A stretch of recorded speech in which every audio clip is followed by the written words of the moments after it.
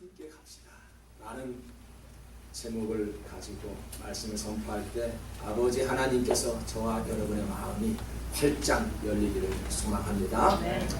지난달 한국에 있는 세종문화회관에서 미국 대사인 리퍼트 피습 사건이 있었습니다.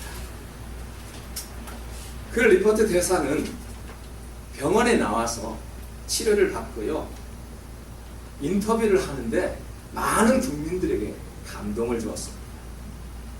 그 생명을 위협받고도 그는 우리 함께 갑시다 라고 말을 합니다. 여러분, 그는 나는 괜찮대, 그리고 우리 함께 갑시다 라는 말을 들을 때요, 저도 한국 국민으로서 참 미안하기도 하고요, 참 미국인들에게 뭔가 좀 죄송하다라는 마음이 들 정도로 저도 가슴이 좀 뭉클하였습니다.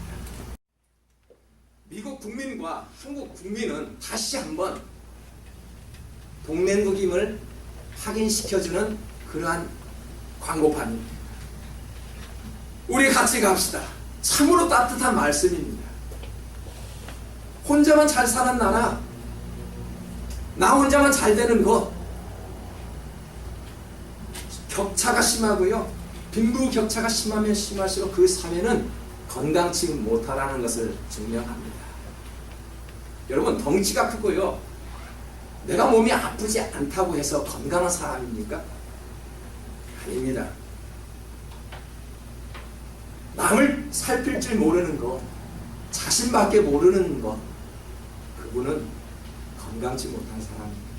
내가 아무리 육신이 건강해도 다른 사람을 살필 줄 모르는 것은 내가 건강하지 못하라는 것입니다. 예수님은 십자가에 돌아가시기 전에 겟세마네 동산에 올라가셨습니다. 제자들과 함께 했지요. 제자들과 기도하기를 원했습니다. 제자들이 나를 따라주기를 원했습니다. 그리고 마지막 기도가 마태복음 26장 46절에 보니까 주님께서는 일어나 함께 가자라고 선포했습니다. 왜 이런 말씀을 하셨을까요? 제자들을 보고 주님은 실망하지 않았습니다. 주님을 잘 따르지 않는 제자들에게 나무라지 않았습니다. 제자로 선택한 것도 결코 후회하지 않으셨습니다. 희망을 포기하지 않았습니다. 다만 일어나 함께 가자, 나와 같이 가지 않을래? 라고 제자들에게 선포했던 것입니다. 그 후로 부활 이후 그 제자들은 주님의 복음을 전하는 사명자로 쓰임받게 되었지. 하나밖에 없는 목숨까지 버리면서 복음을 위해서 헌신하는 그러한 순교자로 거듭났던 것입니다. 저와 여러분도 부르심을 받은 이후에도 수없이 넘어졌던 사람입니다. 주님께 실망을 시켜드리기도 했습니다. 그러나 예수님은 저와 여러분들을 포기하지 않으셨죠? 그래, 일어나라, 함께 가자. 우리가 넘어질 때마다 주님께서는 손을 잡으며 그래, 힘드니 나와 함께 가지 않을래? 그러면서도 저희들은 오뚜기처럼 다시 한번 주님의 손을 붙잡고 주님의 이름으로 하루하루를 살아가고 있다는 것입니다. 오늘 본문 내용을 보니까요, 그리스도인들의 생활에 대해서 말씀을 하고 있습니다. 서로 축복하고 저주하지 말아라. 즐거워하는 자들과 함께 즐거워하고 슬피 우는 자들과 함께 울어라 라고 말씀합니다. 그리고 나서 서로 마음을 같이 해야 한다. 여러분, 어떻게 마음을 같이 할 수 있을까요? 분명히 사람은 다릅니다. 저의 자란 환경도 다릅니다. 여러분의 환경도 다 다릅니다. 그런데 마음을 같이 하래요. 마음도 여러 종류가 있지요. 그러나 그리스도인은 무엇보다도 겸손한 마음이 있어야 합니다. 겸손한 마음이란 무엇입니까? 얌전하고 그저 거룩한 모습으로 있으면 그 사람이 겸손한 사람입니까? 저는 그렇게 보지 않습니다. 표현이 없고 말이 없는 사람에게 겸손하라고 이야기하지 않습니다. 성경은 이것이 겸손이라면서 본문 16절에서 자세하게 기록합니다. 우리 한번 서로 같이 읽어볼까요? 서로 마음을 같이 하며 높은 데 마음을 두지 말고 도리어 낮은 데 처하며 스스로 지혜 있는 채 하지 말라. 높은 데 마음을 두지 말라는 것은 교만하지 말라는 것이지요. 스스로 지혜 있는 채 하지 말라는 것은 무슨 말씀입니까? 우리의 말로 잘난 척 하지 말라, 아는 척 하지 말라라는 뜻이기도 합니다. 여러분, 이 성경의 말씀을 해석하지 못한 성도들 계십니까? 이 정도는 다 누구나 압니다. 누가 이 말씀을 이해하지 못할 사람이 없습니다. 하나님의 말씀은 머리로 이해하는 것이 아니라 가슴으로 이해하고 행동하는 것입니다. 교만한 사람, 잘난 사람들 말 때문에 하나님이 원하시는 그 합평이 깨질 수가 있지요. 그런데 알고 보면 내가 더 부족한 사람이었습니다. 아, 저 사람이 부족한 사람이라고 생각했는데 알고 보니 내가 더 부족한 사람이었다는 것을 느끼게 합니다. 이것을 모릅니다. 그래서 성경은 서로 마음을 같이 하라, 서로 사랑하라, 서로 사랑할 때 비로소 너희가 내 제자인 줄 알리라라고 말씀했습니다. 마태복음 7장 3절에서도 어찌하여 형제의 눈 속에 있는 티는 보고 내 눈 속에 있는 들보는 깨닫지 못하느니라 라고 말씀합니다. 겸손한 사람이라는 것은 다른 사람의 교만을 지적하는 것이 아니죠. 겸손한 사람은 절대 그러지 않습니다. 겸손한 사람은 자신의 내면을 먼저 살펴보는 사람입니다. 어느 부부가 결혼하였습니다. 행복할 줄 알았습니다. 그런데 날마다 잡음이 있습니다. 그런 사람을 우리가 건강치 못한 가정이라고 이야기합니다. 저는 절대 그러지 않습니다. 목사인 저도 때로는 다툴 수가 있습니다. 부부싸움 한 번도 하지 않고 살아가신 분 계십니까 혹시? 우리는 다툴 수가 있죠. 다투는 곳이 건강치 못한 장소가 아닙니다. 다투는 부부가 건강치 못한 그런 가정이 아닙니다. 용서하지 못하는 가정이 건강치 못한다는 것입니다. 어느 부부가 그렇게 싸우고 있을 때 남편에게 물어보았습니다. 왜 싸우느냐고요? 아내의 사랑이 식었다는 것입니다. 아내에게 물어보았습니다. 왜 이렇게 다투느냐? 남편의 사랑이 식었다는 것입니다. 왜요? 결론은 뻔합니다. 서로 사랑받기만 원했던 가정이었습니다.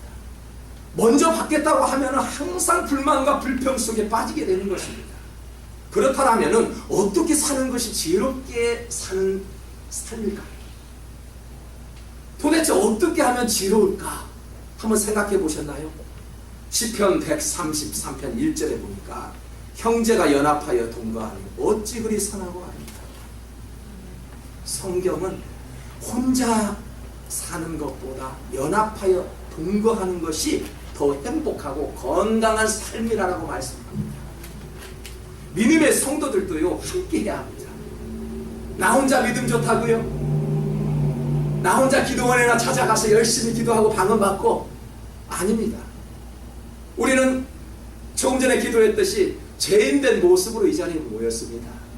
교회는요, 죄인들이 모이는 곳입니다. 장로님, 권사님들이 모이면 얼마나 좋겠습니까?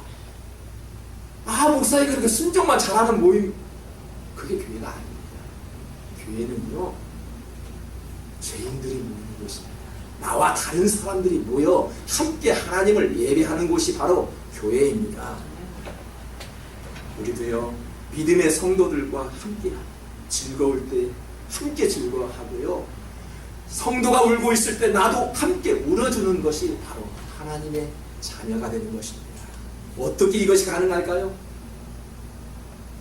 어떻게 우리가 서로 한 마음으로 성령의 뜻으로 하나가 될 수 있을까요? 방향과 목적이 같으면 됩니다. 같은 차를 타고 여행을 한번 해본 적이 있나요? 사랑하는 여인과 사랑하는 배우자와 함께 여행을 하고 있을 때 방향이 다르면 목적지까지 갈 수 있을까요? 아유 여보, 나는 그랜드 캐니언으로 가고 싶은데 정반대로 요세미티로 가고 싶어요. 어떻게 할까요? 방향만 같으면 가능해요. 목적이 같을 때 가능하다는 것입니다. 좋은 환경에 머물고 있다고 모든 사람들이 행복할까요? 좋은 사람을 만나야 행복합니다. 여러분, 아무리 좋은 환경에 있어 보십시오. 그게 나의 행복을 장담해 주지 못합니다. 지난 금요일날 제가 말씀을 드렸죠. 입다는 좋은 환경이 아니었지요. 환경을 따졌다라면 입다는 큰 용사가 될 수 없었고요. 이스라엘을 구원할 수 없었습니다.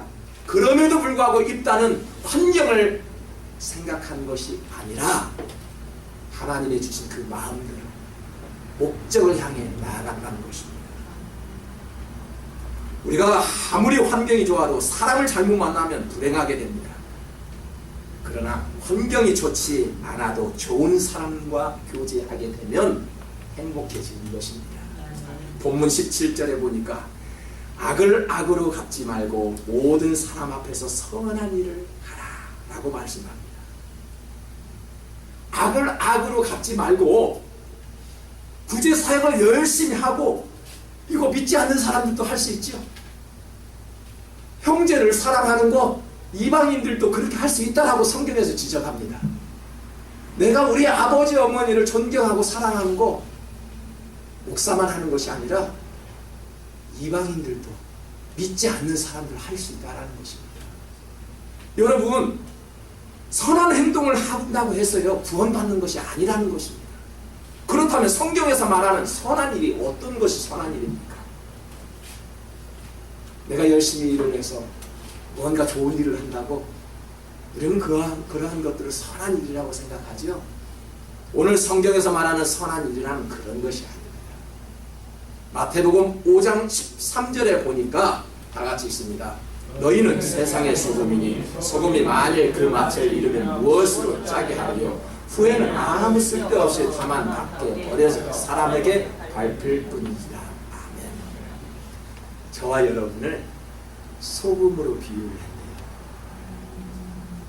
왜 예수님께서는 우리가 항상 음식에서 접하는 소금으로 비유하셨을까? 라는 생각을 갖게 합니다. 여러분, 소금이라는 것은요 짠맛을 내는 것을 가지고 있지요. 그리고 절대 부패되지 않는 것이 소금입니다. 그러나 소금은요 조금만 들숨물을 집어넣으면요 금방 녹아버리고 변해버리는 것이 소금입니다. 그래서 지난주에도 말씀드렸습니다. 참된 그리스도인은 자존심도 양보할 수 있어야 된다고 말씀을 했죠. 때로는 억울함도 혼자 겪어야 한다고 말씀을 드렸죠. 이겨내야 합니다. 세상의 간섭들이 손을 잡고 자꾸 협력하자고 이야기합니다. 저와 여러분들을 자꾸 타협하자라고 부릅니다. 여러분, 어느 정도는 우리가 양보해 줄 수 있죠. 양보하지 말아야 할 것이 무엇입니까? 우리가 천국에 가는 그 소망만큼은 절대 양보해서는 안 됩니다. 아버지 하나님 앞에 나올 수 있는 그런 방해 요소들이 있거든. 그것만큼은 양보할 수 없는 것입니다. 우리가 예수를 믿는 목적이 분명해야 합니다. 내가 잘 되기 위해서 하나님을 믿는 사람들이 있지요. 나 때문에 영광을 드러내기 원하는 사람도 있습니다. 우리가 예수 믿는 목적이 분명해야 합니다. 나를 드러내고 내가 잘 되기 위해서 믿는 것이 아니라 나 때문에 하나님의 영광이 드러나기를 위하는 그런 목적, 저와 여러분이 동의해야 합니다. 내 자녀가 잘 되기 원해서 신앙생활을 하십니까? 그런 마음이 그럼 버려야 합니다. 내 자녀를 통해서 하나님의 영광이 드러나기 위해서 내 자녀들을 양육하는 것입니다. 이 청년들이 밖에 나가서 열심히 잘 먹고 잘 살기 위해서 우리가 기도하는 것이 아니죠. 이 청년들이 세상에 나아가 빛과 소금의 역할로 살아갈 때 하나님의 영광을 드러내라고 그 청년들에게 우리가 기도하는 것입니다. 내 건강, 내 사업, 내 자신을 위해서 믿는 것이 아니라 하나님의 나라를 위해서, 하나님의 영광을 위해서 봉사하고 우리가 일하게 되는 것입니다. 이런 목적을 가지고 일을 해야 힘든 가운데서 찬송이 나오고요 감사가 나오지 않겠습니까? 그런 목적으로 여러분들이 사업을 하고요 직장생활을 하고요 학교에서 충실히 할 때 피곤치 않고요 하나님께서 힘주시지 않겠습니까? 네. 여러분, 한 주간 살아갈 때요 이건 내 사업이 아니라 하나님의 영광을 위해서 하는 사업이다. 내가 지금 공부하는 것이 아니라 나 자신을 위해서 공부하는 것이라 하나님의 이름을 높이겠다라는 마음을 한번 공부해 보십시오. 변화가 일어날 것입니다. 하나님께서 새 힘을 주실 것이다. 이러한 목적이 분명해야 합니다.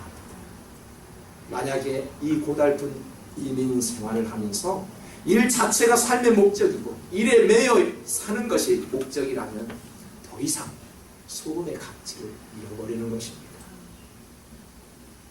우리가 하나님의 나라가 확장되고 하나님의 영광을 돌려드린다면 참으로 귀한 일들을 감당하고 있는 것입니다. 어느 글을 보니까 이런 말이 있습니다. 이 세상에서 가장 아름다운 사람은 마음씨가 따뜻한 사람입니다. 이 세상에서 가장 착한 사람은 남을 생각하는 사람입니다. 이 세상에서 가장 강한 사람은, 그리고 용기 있는 사람은 용서할 줄 아는 사람입니다 라고 말합니다. 가장 용기 있는 사람이 남을 용서할 수 있는 사람이에요. 여러분, 몇 명을 용서해 보셨나요? 저도요, 용서치 못한 사람이 있었습니다. 4년 전까지 정말로 미웠고요, 그 사람 이름만 대면은 듣기로 싫었던 사람이 있었습니다. 그런데요, 상대방을 미워하니까 저의 마음에 올무가 잡혀서 제가 입니다. 자꾸만 생각이 나요. 그래서 어느 날 갑자기 정말로 용서해야 되겠다. 그래, 내가 그 사람의 이름을 잃어버리고 그런 마음을 버려야 되겠다 하고 그 뒤부터 내 마음이 편안해지기 시작합니다. 그런 느낌 뭐 저만이겠습니까? 여러분들 그런 경험을 다 받아보셨을 것입니다. 용서하는 자에게 하나님께서 주시는 것이 무엇인지 아십니까? 승리라는 단어를 주셨어요. 용서하는 자가 승리자입니다. 오늘 성경에도 그러잖아요. 핍박한 자에게 똑같이 핍박을 한번 던져보십시오. 내 마음이 시원할까요? 화살을 우리를 향해 던지죠. 우리는 하나님께서 무엇을 주셨어요? 믿음의 방패를 주셨어요. 총을 주신 거 아니에요. 똑같은 화살을 주신 게 아니거든요. 믿음의 방패를 주셨어요. 우리는 그 믿음의 방패로 막아내는 것이죠. 예수님을 믿는 사람은 다릅니다. 아무리 어렵고 힘들고 고난이 오시더라도 우리는 주님께서 주신 그 말씀을 방패 삼아 나가내는 것입니다. 넘어지겠습니까? 절대 넘어지지 않습니다. 요셉을 보십시오. 자신을 팔아 넘겼던 형들이 찾아왔습니다. 모든 것을 용서하고요, 먹을 것을 싸주고 되돌려보냈어요. 아버지를 돌아온 탕자의 이야기를 잘 알지 않습니까? 아버지가 어떻게 했어요? 잘못했다, 왜 돈을 허비했냐라고 말 한마디 하지 않고요, 송아지까지 잡으면서 가락지까지 끼워주면서 아들 한 개 주었습니다. 예수님 못 받게 죽으셨죠. 그러다가 3일 만에 부활하셨죠. 십자가 상에 있을 때 저들이 하는 짓을 알지 못하니 용서하여 주시옵소서. 하나님 앞에 기도했던 분. 여러분, 오늘 본문 19절에서 보니까 내 사랑하는 자들아, 너희가 친히 원수를 갚지 말고 하나님의 진노하심에 맡기라 기록되었습니다. 원수 갚는 것이 내게 있으니 내가 갚으리라고 주께서 말씀하시니라. 억울한 일을 혹시 당해보신 적이 있나요? 원수를 갚지 말고 하나님께 맡기라 합니다. 참으로 쉬운 말씀이 아닙니다. 살면서 분노를 경험하지 않는 사람은 아무도 없습니다. 사람들이 느끼는 분노의 감정도 다양하여 시간이 지나면 잊혀지는 원망도 있고요, 평생을 가는 그러한 분노도 남아 있습니다. 그러나 아무리 불같이 들끓었던 그런 분노의 감정도 용서하는 순간 내 마음이 평온해진다는 것입니다. 이것이 바로 용서의 힘이 되는 것입니다. 가늠한 여인이 붙잡혔습니다. 주님 앞에 끌고 갔습니다. 왜 끌고 갔을까요? 예수님은 어떻게 평정할 것인지 시험하기 위해서 끌고 갔던 것입니다. 좋은 의도에 끌고 간 것이 아니죠. 가늠한 여인을 예수님 앞에 놓았습니다. 율법으로 말할 것 같으면 돌멩이로 쳐 죽여야 하는 마땅한 법이 있었습니다. 주님께서 말씀하시죠. 한참을 고민하였습니다. 땅에 대고 글을 쓰기 시작합니다. 요한복음 8장 7절에 다 같이 있습니다. 너희 중에 죄 없는 자가 먼저 돌로 치라. 여러분, 내가 더 죄인입니다. 옆에 있는 성도가, 뒤에 있는 성도가, 앞에 있는 성도가 죄인이 아닙니다. 내가 죄인입니다. 내가 잘못한 것입니다. 주님은 그렇게 말씀합니다. 율법으로 마땅할 것은 돌로 쳐 죽여야 할 법이 있으니 예수님은 그 율법을 지키지 않았죠. 몰매 맞을 사람은 예수님이었습니다. 하지만 예수님은 율법을 어기고 사랑으로 감싸주셨습니다. 용서하였습니다. 주변에 있는 많은 사람들, 어린아이부터 노년에까지 그 여인만 남겨놓고 다 죄책감이 들어 다 사라졌다라고 성경은 기록합니다. 여러분, 과연 돌멩이를 던져야 할 분이 누구입니까? 저도 여러분에게 돌멩이를 던질 수가 없지. 어찌 감히 여러분께서 저에게 돌멩이를 던질 수 있을까요? 주님께서만 해당되는 사람입니다. 하나님만 심판의 대상입니다.